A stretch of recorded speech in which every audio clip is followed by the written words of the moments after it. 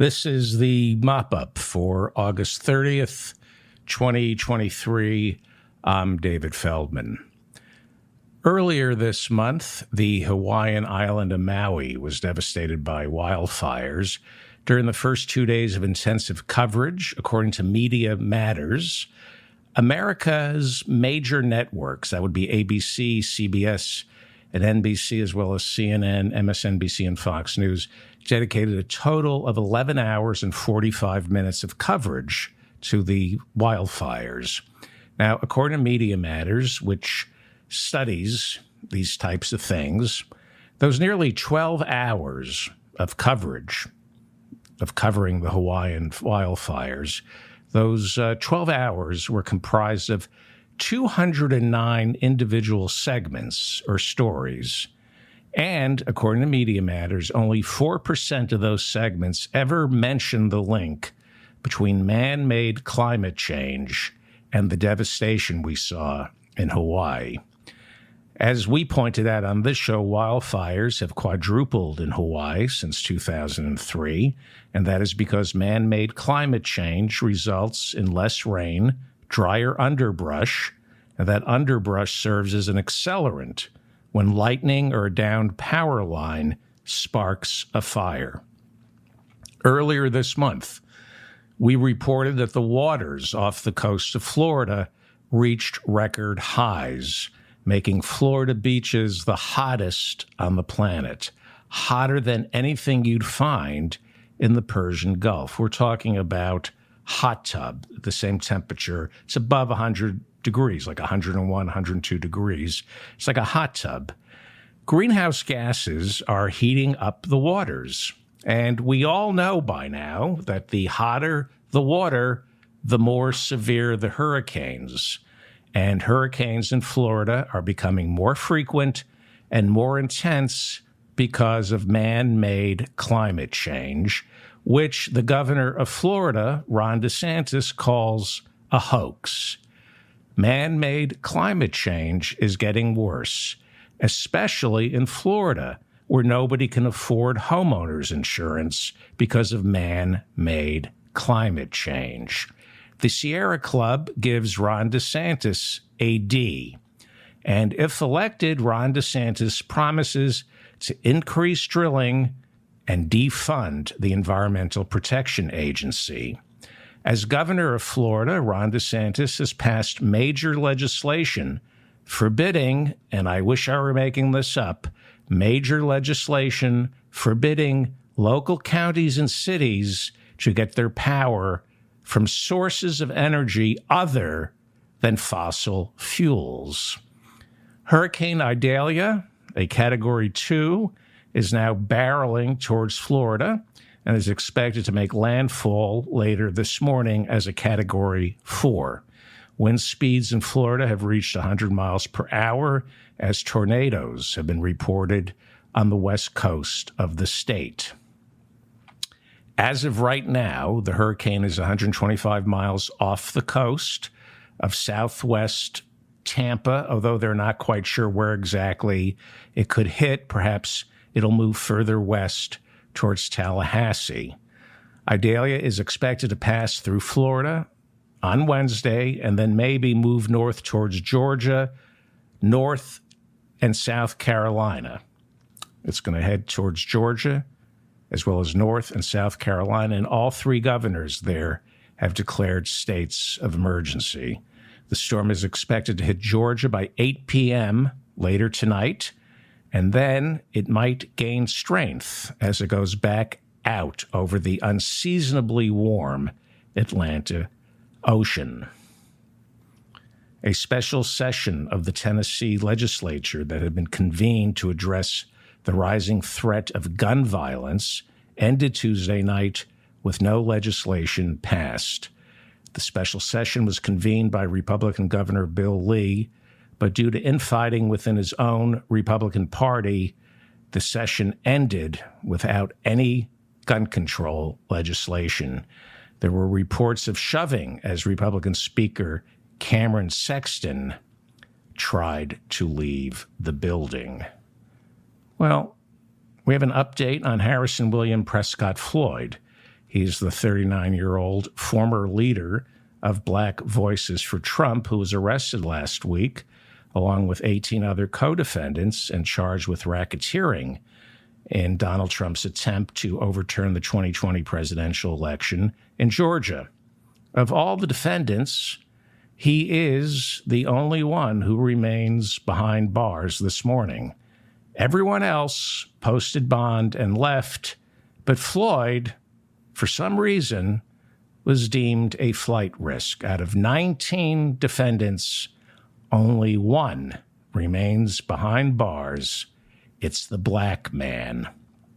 It is now reported that Floyd has been granted a $100,000 bond, but he remains behind bars inside Fulton County Jail this morning. He is the only defendant out of all 19 to still be considered a flight risk. We're not quite sure why, but it seems to be because he was unable to post bond. But we're getting reports that he did post bond. He's still behind bars this morning. According to reporting late Tuesday night in the New York Times, Floyd is still locked up, but he was able to find an attorney by the name of Todd A. Harding, which seems to be the reason he has now been granted bond. He needed an attorney in order to be granted bond. Floyd turned himself in last week, was fingerprinted, his mugshot was taken, and he told the judge, "I can't afford a lawyer." The judge, for reasons still not known, refused to appoint a public defender. There are reports that she told him he could afford an attorney, so he's not getting a public defender. She then declared he was a flight risk and ordered him detained inside the overcrowded and unsanitary Fulton County Jail, where between 2009 and October 2022, more than 60 Fulton County Jail inmates died. That's the highest number of deaths in any Georgia jail on record. On August 18th, the Atlanta Journal-Constitution reported that an inmate became the second detainee to die inside that jail in a week, making him the third to die in a month. There are reports that Floyd remains in jail because he was considered a flight risk because of an arrest back in February on a misdemeanor charge of assaulting two FBI agents who were trying to serve him a subpoena so he could testify before special counsel Jack Smith's grand jury. Floyd was arrested and then immediately released. So back then, he wasn't considered a flight risk. He was arrested in Maryland for a misdemeanor assault on two FBI agents. He was immediately released. He didn't spend a night in jail. He wasn't considered a flight risk in Maryland. But in Georgia, he comes in for his mugshot and he's fingerprinted. He was told he needed a lawyer in order to post bond. Otherwise, you're a flight risk. Welcome to Fulton County Jail. You know, if they're implementing the RICO statutes down in Georgia to put Trump and his co-defendants behind bars, maybe they can also charge lawyers and bail bond companies with racketeering as well. The Eighth Amendment of the Constitution forbids excessive bail, and the 14th Amendment guarantees equal protection under the law. How is it possibly equal protection under the law if you must stay in jail after an arrest because you can't afford bail or an attorney? It's not. That's why the Illinois Pretrial Fairness Act was passed in 2021, eliminating cash bail entirely despite objections from police, prosecutors, and, of course, the multi-million-dollar bail bond industry.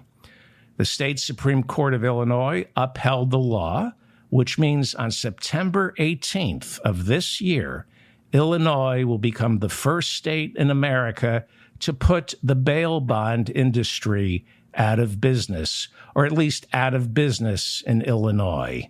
Imagine if we could put ExxonMobil out of business. Most of our problems stem from very rich people not wanting to go out of business. So on September 18th of this year, Illinois becomes the first state in America to get rid of cash bail. California tried this back in 2018 with SB 10. That was a law they passed, and it said money payments would not serve as a predeterminant on whether a judge keeps someone behind bars pre-trial or sends them home. It was passed and signed into law, but who opposed it? You guessed it, the bail bond industry in California. It's a multi-million dollar business. So they launched a full court press on that piece of legislation, which was already passed, and they got a referendum on the ballot, then flooded the airwaves, scaring Californians that getting rid of cash bail would result in criminals roaming the streets. And the bad people of California voted to keep cash bail. Our criminal justice system stinks to high heaven because it's in the best interest of criminal attorneys and the bail bond industry to make jail and prison hell on earth. Americans will part with every penny. They will mortgage their children to stay out of prison.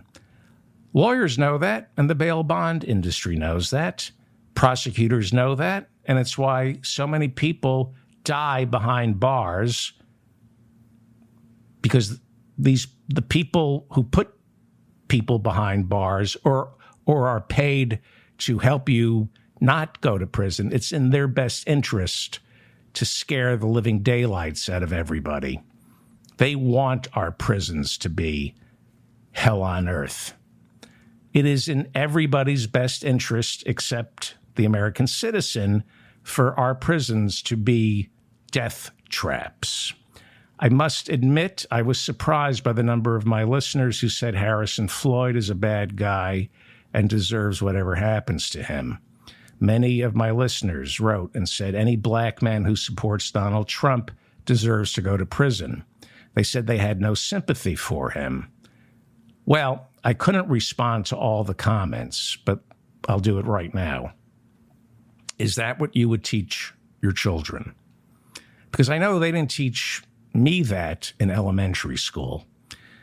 I was taught that in America we are innocent until proven guilty. And what does that mean? It means the onus is on the state, the police, the prosecutor, to prove someone is guilty. And until they can do that, Harrison Floyd is innocent. How many black men, how many Americans, white men, poor men, but people of color especially, how many of them are behind bars this morning because they were falsely accused, presumed guilty before they ever had a trial? How many people of color are behind bars this morning because they couldn't afford a good attorney? How many Americans are behind bars this morning waiting years for their trial? Half of Harrison Floyd's fellow inmates in Fulton County Jail this morning have yet to be charged, have yet to be indicted. Everybody deserves a trial, including Donald Trump. I know the vast majority of my listeners are Democrats, and too many of you seem to be okay with locking people up before they get a trial. You know, it was Bill Clinton, who I voted for, Democrat, who signed into law the 1994 crime bill because liberal Democrats back then wanted to get tough on crime. And thanks to that bill, 2.5 million Americans are behind bars this morning. 4.5 million are on probation or parole. We have, because of Bill Clinton, become a carceral state. And that's big money. That's big money for the bail bonds industry, defense attorneys, the police, prison guard unions, and, of course, prosecutors, lawyers who need to maintain their lifestyle. We started in 1994 locking everybody up. And nobody ever thought, it never occurred to anybody to say, well, these prisons are going to get awfully crowded. Are you sure we have enough room? The 1994 crime bill gave a financial incentive to the cops, gave them military hardware. It poured money into cities to make sure the prosecutors could process as many people as possible as they could into those prisons and jails. But it never occurred to anyone that these prisons and jails would need to be renovated to house all these new customers. So, before you're so keen to see someone punished before a trial because you've decided they deserve it, look at what that kind of thinking, that kind of liberal democratic thinking, as well as we know the Republicans think that way, but, Bill Clinton signed the crime bill into law. Joe Biden voted for it. So did Bernie Sanders, by the way. Look at what that kind of thinking, where that gets us. Look at what the 1994 crime bill has done, not just to the millions of men and women behind bars this morning, but their children, their wives, husbands, fathers, and mothers. These people who get locked up eventually get released, and they become a drain on society because nobody wants to hire them. And most importantly, they lose their right to vote in most states. You cannot vote in Florida if you're a convicted felon. Now, legally, the people of Florida voted to restore voting rights to felons, but Ron DeSantis and the Republicans passed legislation after the people of Florida voted to restore voting rights to felons. They passed legislation to make it fiscally prohibitive for an ex-con to try to vote. They make sure you've paid all your fines and that you don't owe the prison any money. Apparently, when you go to prison, it costs you money. You rack up fines inside the prison. So locking these people up, we have 2.5 million people behind bars right now, 4.5 million on probation. Let me tell you, that is a drain on our democracy. I was taught in elementary school a person is innocent until proven guilty. And you should never trust cops, judges, prosecutors, prison wardens, public defenders, or high-priced defense attorneys. They all make mistakes, as do juries. That's why we have trials, or we're supposed to have trials here in America. And then the right to appeal. You should trust nobody. We have 2.5 million people behind bars. Nobody can tell me what percentage of those people behind bars this morning ever got a trial. How many of them are waiting to be charged? How many are waiting to be indicted? How many are waiting for their trial? And how many decided to plea out? How many of the 2.5 million behind bars this morning decided, you know what, I'll just plead guilty because they're going to lock me up anyway? No statistics, no database. The Justice Department doesn't have a database on how many of the 2.5 million Americans behind bars actually had their constitutional right to a speedy trial. So don't trust the cops. Don't trust the prosecutor. Don't trust the defense attorney. Don't trust the judge. Don't trust the FBI or Madam DA down in Fulton County. They all want to put one in the win column, and they don't care how they do it. A 20-year-old in Uganda has become the second man charged with aggravated homosexuality, a crime thanks to a new law passed in May that is now punishable by death. Since passage of the law, Ugandan LGBTQ groups report violence against homosexuals has redoubled dramatically in the past 3 months, with an increase in arrests, firings at work, and evictions for anyone even thought to be gay. Outlawed in Uganda, second-degree homosexuality now carries with it a sentence of life in prison, whereas aggravated homosexuality, that would be involving sex with a senior citizen, is now punishable by death.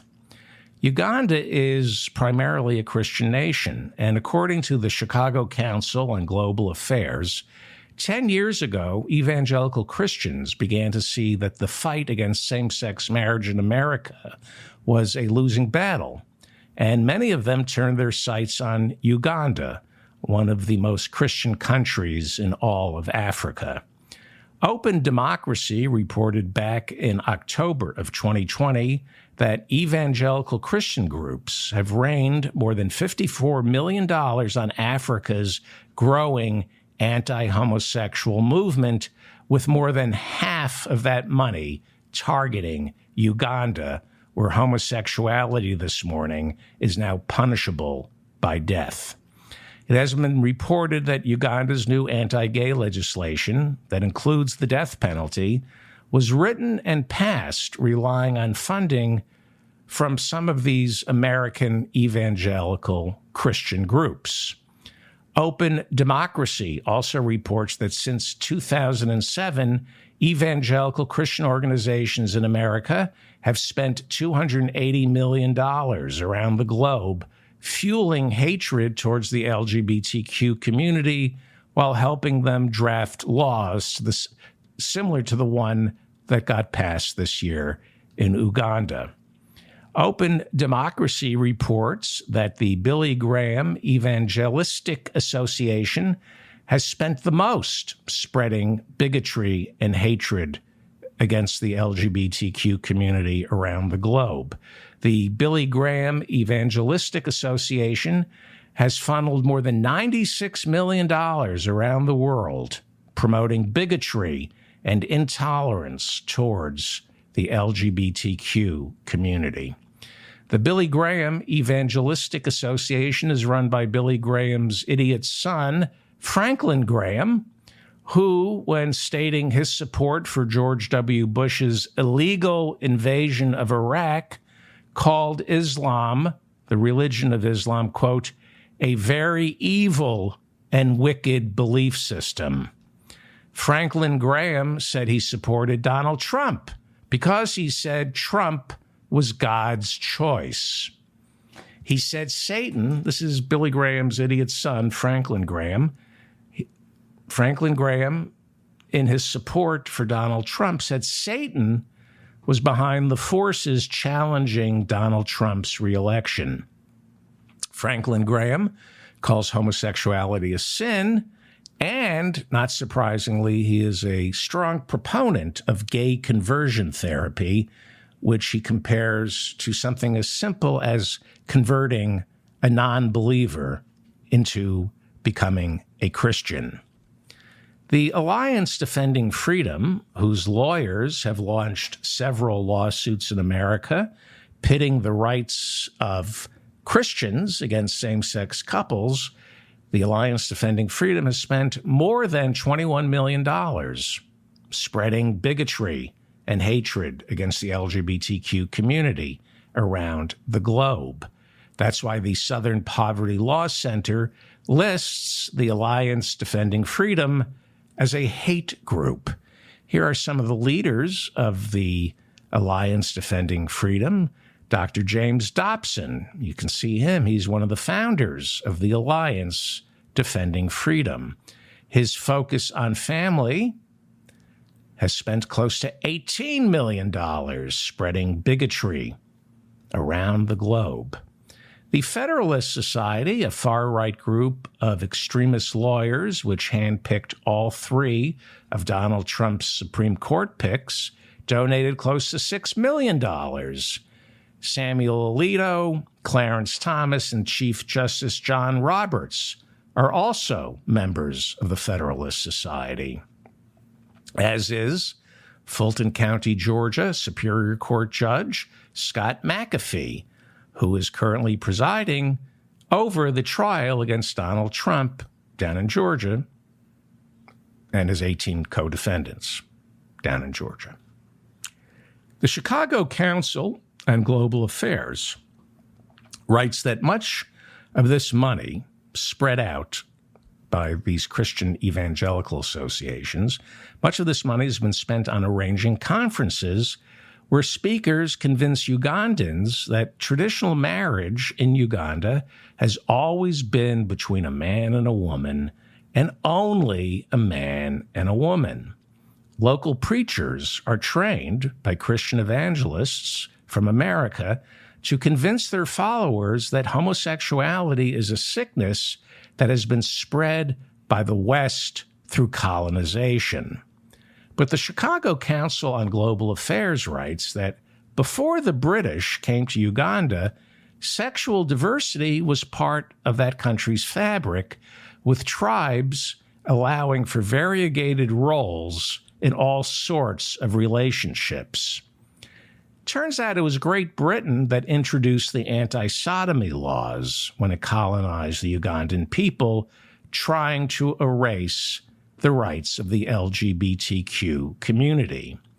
According to Human Rights Watch, 80 countries around the world still have draconian laws banning homosexuality, and half of those countries are former British colonies who only outlawed homosexuality after, not before, after the British conquered them. Indeed, homosexuality is not a Western virus, as the evangelical Christians are trying to con Africans into believing. The complete opposite is true. Homophobia and intolerance are what the West brought to their victims of colonization. That's because persecution of the LGBTQ community is a form of control. It divides, then conquers, and creates a false hierarchy, allowing the conquered to help serve His Majesty by oppressing their very own.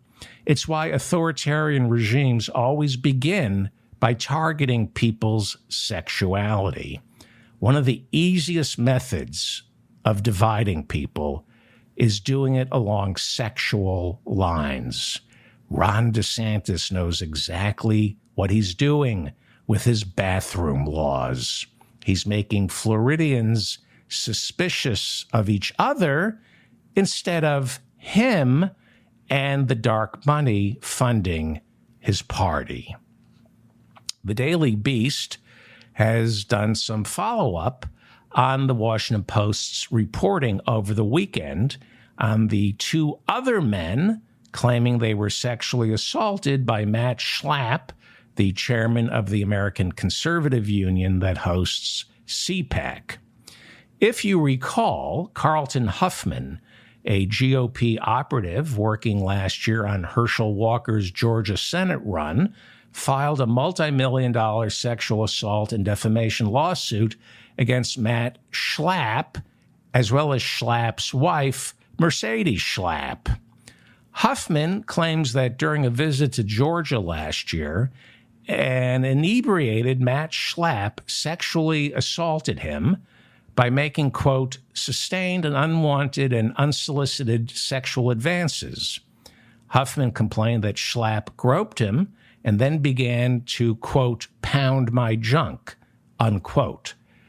Huffman said that after complaining about Schlapp's behavior, Schlapp's wife, Mercedes Schlapp, who is a vocal opponent of same-sex marriage and gets paid $175,000 to help in CPAC's communications department, Mercedes Schlapp proceeded to dig up dirt on Huffman and try to destroy his reputation.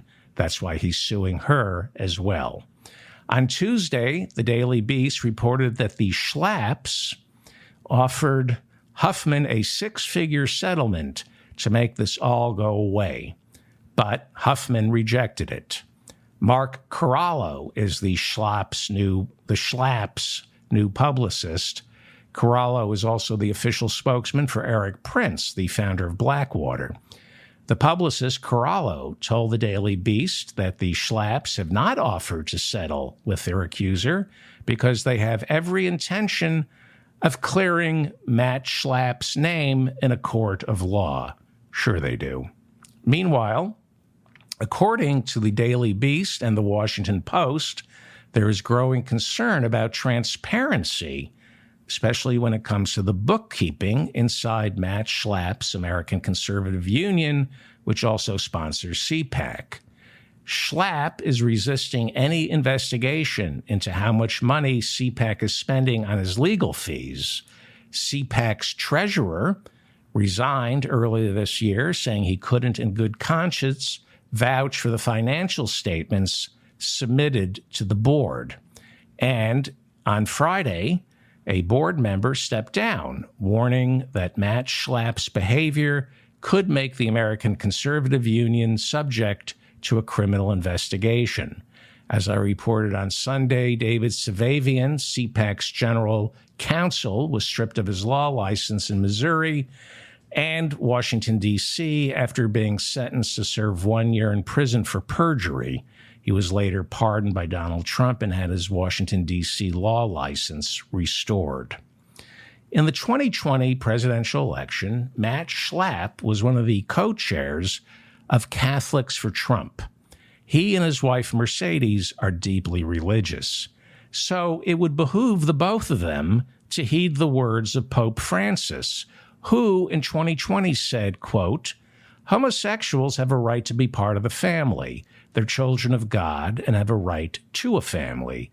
Nobody should be thrown out or be made miserable because of it." The Pope, by the way, has also come out against the death penalty and called for gun control and criticized the greed of capitalism that is causing man-made climate change. Granted, the Pope is opposed to abortion, but I still don't think Matt Schlapp, co-chair of Catholics for Trump, will be extending any invitations offering the Pope a speaking slot at next year's CPAC. Viktor Orban, the leader of Hungary, is more welcome there than the Pope is. Apparently, Matt Schlapp is a Catholic for Trump, which is quite different from a Catholic for Catholicism. I doubt His Holiness would want to be associated with CPAC. On August 5th of this year, the Pope met with Jesuits in Portugal and had some choice words for reactionary Catholics living in America. The Pope had some choice words for reactionary Catholics living in America. That would be Republicans, Catholic Republicans. The Pope had some choice words for Catholic Republicans. The Pope, on August 5th, warned that there are too many Catholics in America who are replacing faith with ideology. An ideology, he says, that extols the virtues of going backwards. That would be the definition of reactionary politics, right? He said the Pope, well, let me go on. So there are two types of conservatives. There's conservative politics, like those of Bill Buckley.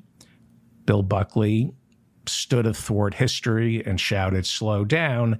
And then there are reactionary conservative Catholics, monsters like Mike Pence, who ended up quitting the Catholic Church because it wasn't backwards enough for him. Pence is a reactionary conservative who wants to make America great again by taking us back 60 years ago, when women were in the kitchen, homosexuals were in the closet, and black people were in their place. His Holiness said, quote, "I want to remind these people that backwardness is useless, and they must understand that there's a correct evolution in the understandings of questions of faith and morals.